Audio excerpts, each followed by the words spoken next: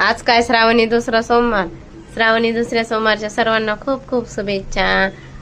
आमच्याकडे श्रावणी सोमवारला उपास असतो.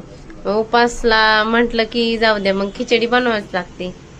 खिचडी बनवायची. मग नंतर आज मुलांना शाळेला पण जायचं होतं.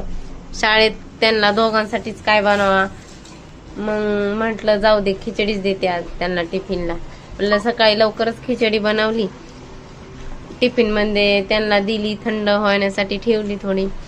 आज सोमवारमुळे आम्हाला मंदिरात पण जायचं होतं. मग मुलं शाळेत गेले तोपर्यंत काम वगैरे आवरून घेतलं. मग मुलं शाळेतून आल्याच्या नंतर त्यांना रेडी केलं, मी पण रेडी झाले.